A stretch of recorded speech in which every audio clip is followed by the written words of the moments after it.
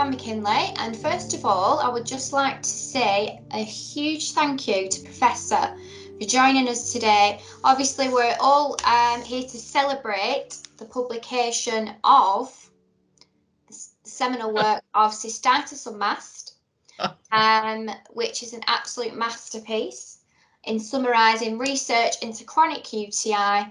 And we're so grateful for you having written this in such a way to inform clinicians and also patients to keep on asking questions so that they can get the right diagnosis. So yeah, absolutely amazing work, Professor, in this book. Thank Wonderful. You. We've had amazing feedback as well. So, and you've written it in a way that both medics and patients can understand. So really, really tremendous work. So I'll just introduce myself. So I'm Joanne McKinley and I raise awareness of chronic UTI, and I founded the Facebook support group Embedded/Chronic UTI support group on Facebook, which has now grown to 7,000 worldwide members. The reason why I started the group was because I was wrongly diagnosed with interstitial cystitis for 8 years, and I was led down that wrong, horrible path for a huge 8 years, when all along it was a chronic UTI. So I found there was a huge gap in awareness of chronic UTI. There was not really many groups available for everybody to join and find out the information. So that's the reason why I started the group, and I run it with my amazing admin team, and Michelle is one of them here. So that's me. So hi everyone. So that's me. And then obviously Michelle, if you want to introduce yourself. Yeah, of course. So my name is Michelle Johnson, and I help Jo to run the Facebook support group. My story with UTI started when I was just 18 years old, unfortunately, and pretty much decimated my first year of university. Spent a full 9 months with UTI symptoms, being told by doctors that I was either mad, bad, or stressed. And then miraculously those symptoms disappeared for about 12 years until I turned 30 and started to complete my PhD, whereupon they came back, and like Joanne, I was also diagnosed with interstitial cystitis. I pushed back quite a lot on that diagnosis and refused a lot of the procedures and medications that they offered, because to me it seemed quite clear that I did have an infection. So I turned my research skills on and found the professor, thankfully.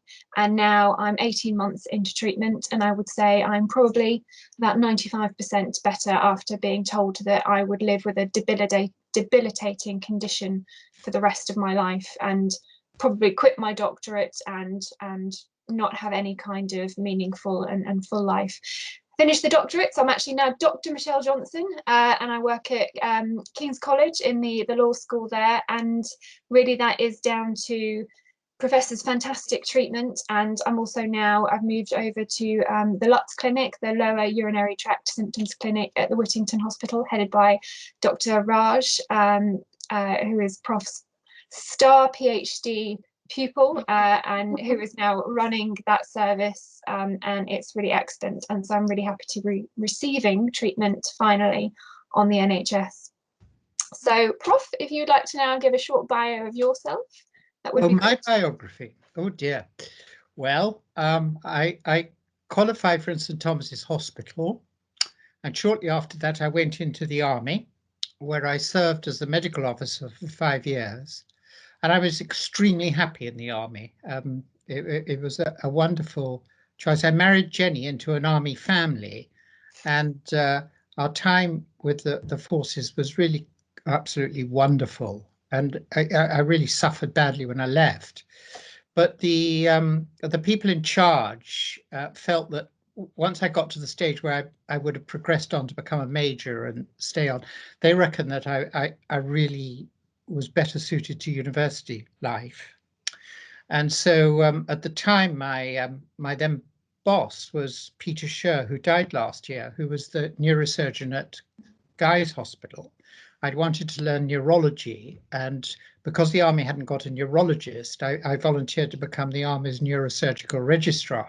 So I was a physician working as a neurosurgeon with Peter Scher for 2 years, and he taught me all my neurology. And he helped me find a place at University College London as an academic. And by that time, I'd been working with what people don't understand is that those days, about 60% of all combat-related injuries involved a head injury. So I was dealing with a lot of brain-injured soldiers who were coming out of various conflicts that we were dealing with. And it was there that I ran into young people with bladder problems. And in those days, there was not much you could do about it. And I got increasingly interested in it. And so when I moved to University College London, I was a physician with neurological training. But to study the bladder, the only route in for a physician, as opposed to a gynecologist or urologist, was through geriatrics.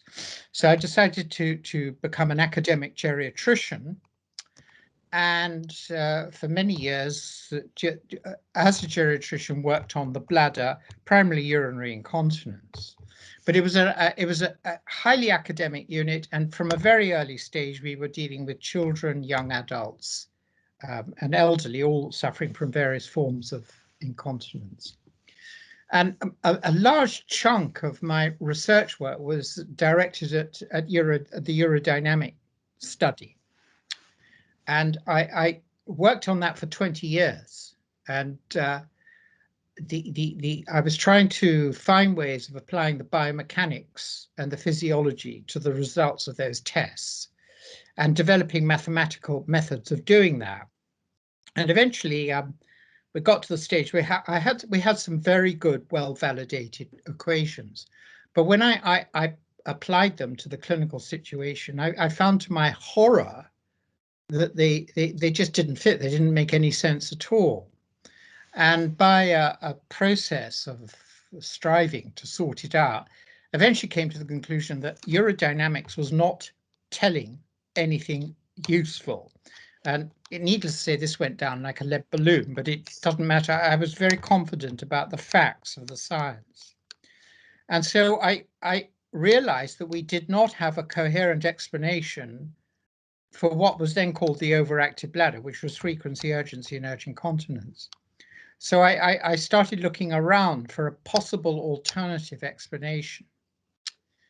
And it was entirely due to a coincidence, sort of brief conversation at a dinner in Palo Alto, where I've been visiting in order to give advice to a pharmaceutical industry.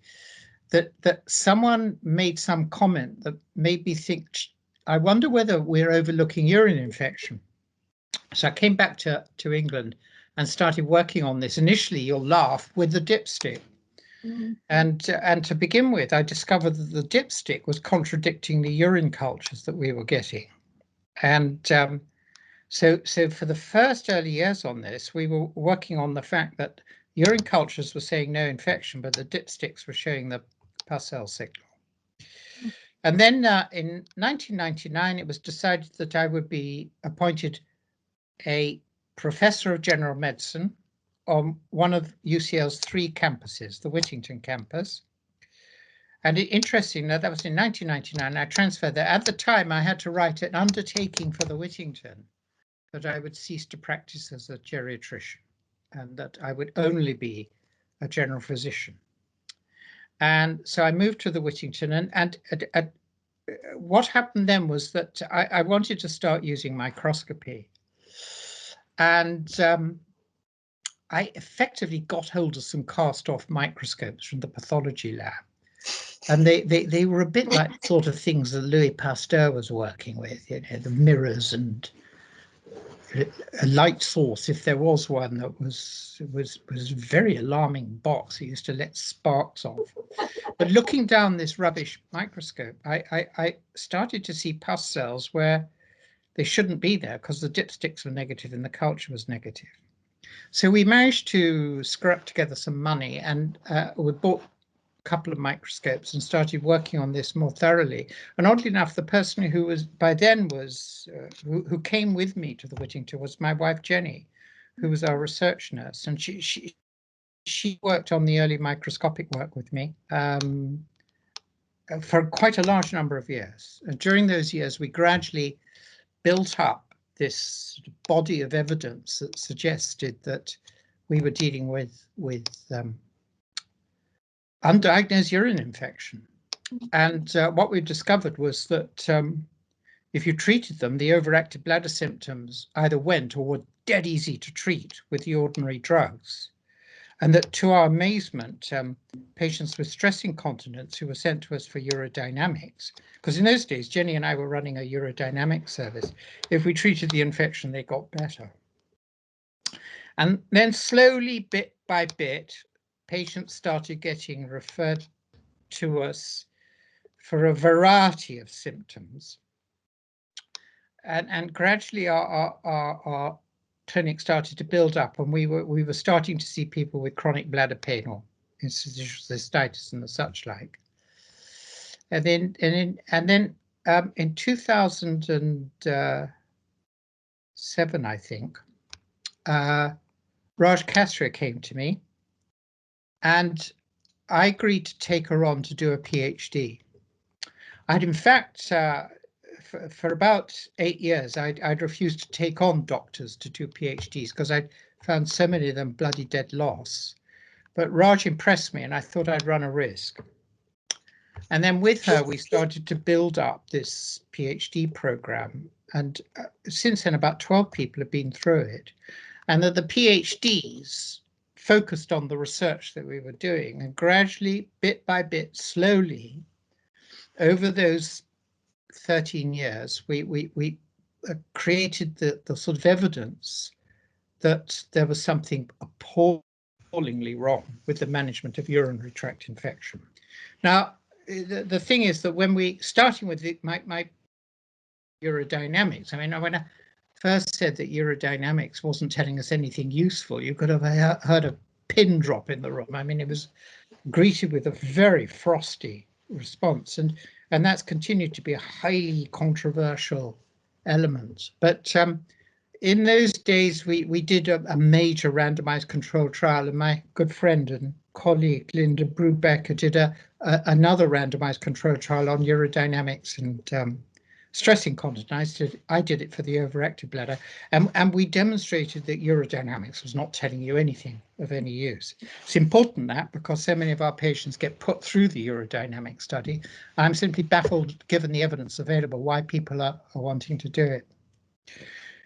And then I think round about 2010, 11, we started to see more and more patients with interstitial cystitis, and it built and built and built and built. And then there's no doubt about it, our findings were, we were using this process of trial and error elimination. So you'd make the diagnosis, you put the person on an antibiotic regime, they get better, and a fortnight later you stop the antibiotic and they bounce back again. Now, you then restart the antibiotic. And if you keep on doing that, of course, you build up gradually, very, very slowly, but bit by bit, the fact that you're using protracted courses of antibiotics. And we went through very difficult times. One, I was incredibly worried about having to prescribe for such long periods of time with people. And also in those days, we hadn't yet discovered that the culture, when it did isolate a bug, was giving us false information. So if we did isolate a bug, we were treating people based on the sensitivities of what was the isolate was saying, and that drove us down the road of using increasingly more powerful antibiotics, and I got more and more frantic about it. And we were also bringing patients up and giving them 1 week's course of daily intravenous therapy, and we did this for a long period of time. But what was happening is that they got better brilliantly, and then a few weeks later they were back again with the same. And then in Christmas of 2014, I was presented with 3 women who, to all intents and purposes, had urine infections that were resistant to all known antibiotics. And about at exactly that time, Sanchuta Sethanthia produced the first elements of data from her thesis. And that showed data that suggested that the urine culture was talking nonsense. So I was in a desperate state when I went home for the Christmas break, worrying about these women. And while thinking about it, I decided, oh, I'm going to do something. I'm going to ignore the culture. I'm just going to start these patients again from the beginning on basic first generation urinary antibiotics. And that's what I did. And I monitored over the Christmas holiday because I was terrified that they were going to end up with a serious sepsis or anything. And blow me if they got better. And that was a turning point. So when I came back, when we opened the unit again in January, I said, right, we're going to ban urine cultures as a means of guiding our treatment. Instead, we're going to use this principle of using first generation narrow spectrum antibiotics and stick to those as much as we can. And of course, this was very difficult because the doctors, we'd all been brought up on urine culture, so it was incredibly difficult to pursue what appeared to be such an eccentric policy. And I'll tell you something, that it's taken years and years and years to evolve. And it's only, recently during the COVID epidemic, because we couldn't monitor people using the microscopy, I use symptoms a lot. We've discovered, and I won't go into the complexities, that it's absolutely foolhardy to start shuffling around with the antibiotics. We're managing an increasingly large number of patients on the first antibiotics that we start. And I'm getting tougher and tougher when people, write in and say, oh, it's going terribly bad, it's not going fast enough. And not. We've learned that you've just got to stick at it. Yeah. And that will heal it. But I mean, the important point about all of this is it's demonstrated that you can use very simple antibiotics that are known to be to save, and you can achieve excellent results provided you're willing to stick at it. So that's a short outline of the story, if it's any help to you.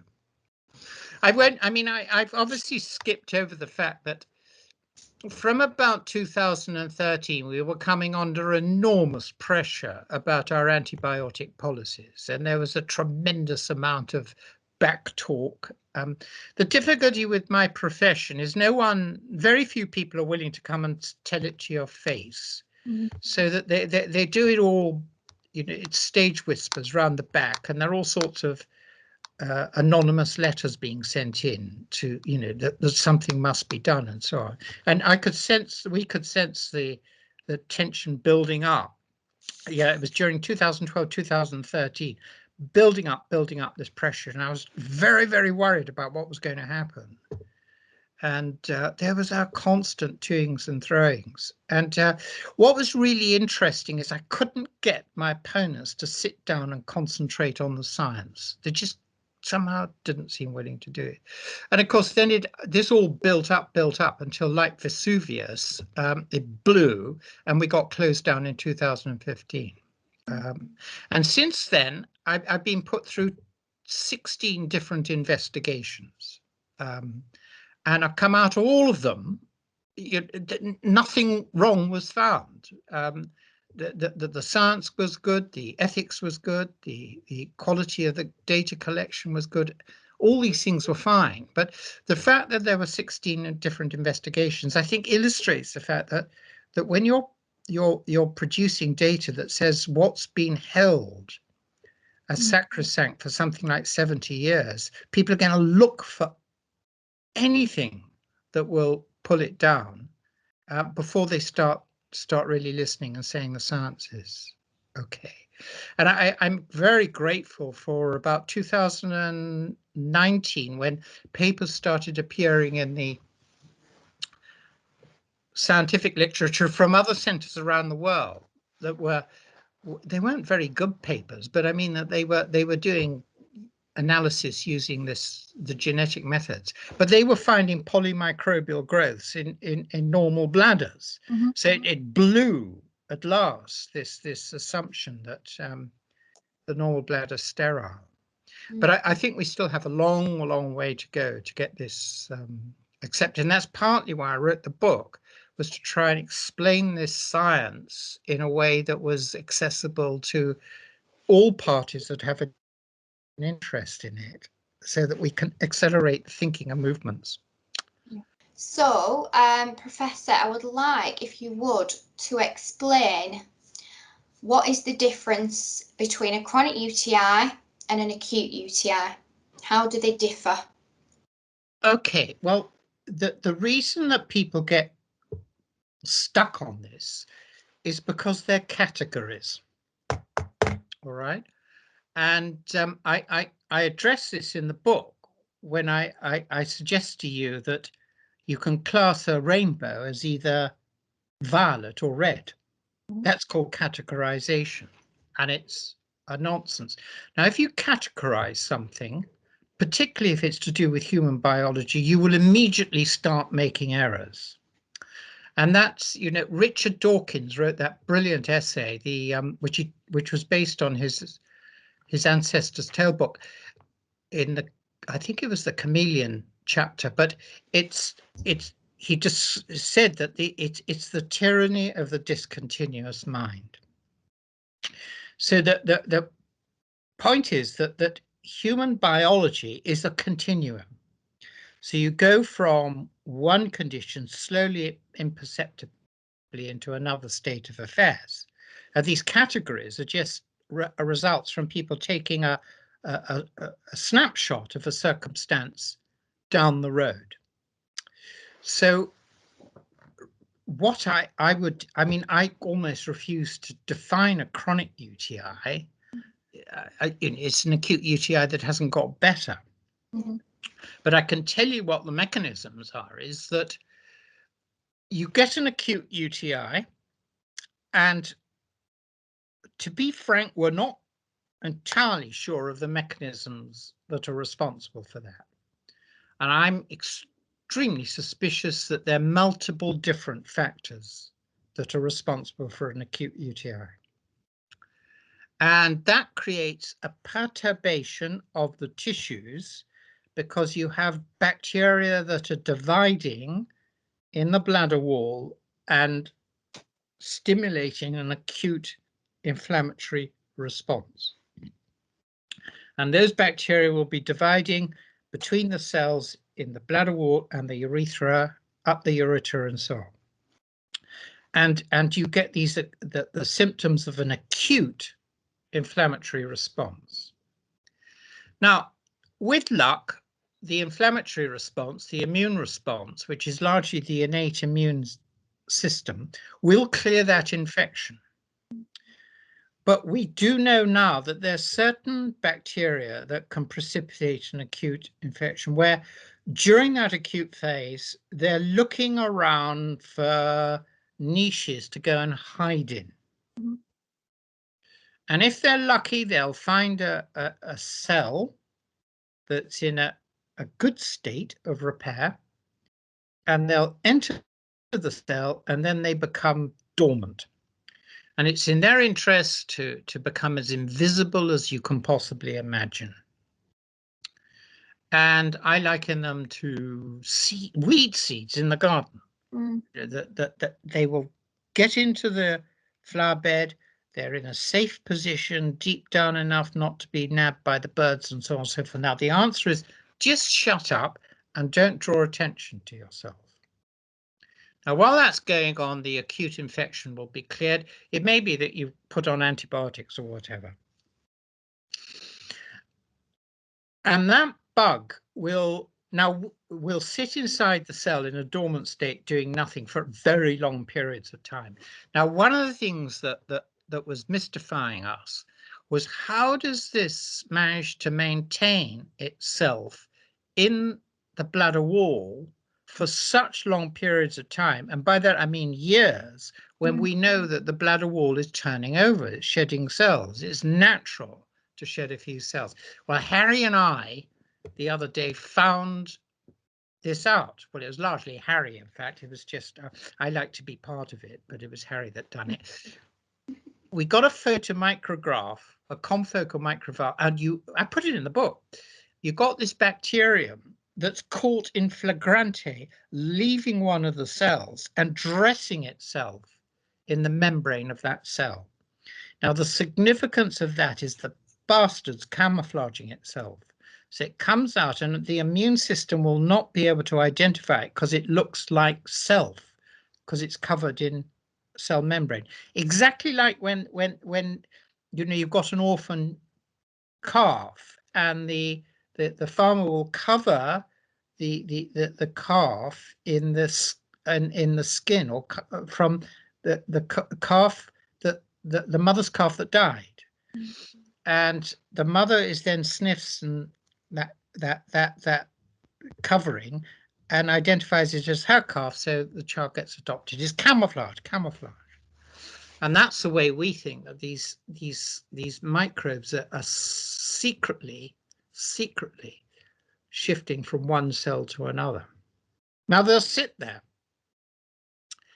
not doing very much, and for time to time, for reasons that we ill understand, they'll wake up, start dividing, using the contents of the cell to support their reproduction, and they'll keep dividing and dividing until they fill the cell and then effectively kill it. They eat the cell alive, and then they burst out and swim around in large numbers, finding new homes to go to. Now, during that phase, you've got lots and lots of microbes that are outside the cells and are dividing, and they're tracking it between the cells through the tissues. That will stimulate an acute inflammatory response. And so you get an acute cystitis during that phase. So that in my view, there's not really much of a difference between acute cystitis and a chronic cystitis. They're just different phases of the same biological mechanism. Though we think from mouse experiments that if you get a new acute urinary infection, there's some evidence that if you treat it promptly, you may be able to avert a chronic infection or a troublesome chronic infection developing. And I think you've got to understand that, once again, I covered it in the book, is the length of time that's been available for evolution to develop the most sophisticated mechanisms you could possibly imagine, so that you're not dealing with the simple cystitis that everyone's assumed existed for so long. It's a vastly more sophisticated affair than that. Absolutely fascinating. And that explains why when I was 18 and I had that acute infection, it then fell dormant until I was 30, and boom. But there again, we're suspicious that might be happening. Now, we can't be sure of it until we're able to monitor using advanced DNA fingerprinting over a long period of time. Now, the popular 16X ribosomal RNA isn't up to it. Yeah. There's another part of the microbial genome that we'd have to clone in order to look for the within species fingerprints, but it's work that will be done in time. Okay. And of course, that we've now got opportunities where we can take someone, extract the DNA and freeze it, and we can look at it, 10, 20 years later to compare it with what's going on. So quite a lot of opportunities in that respect.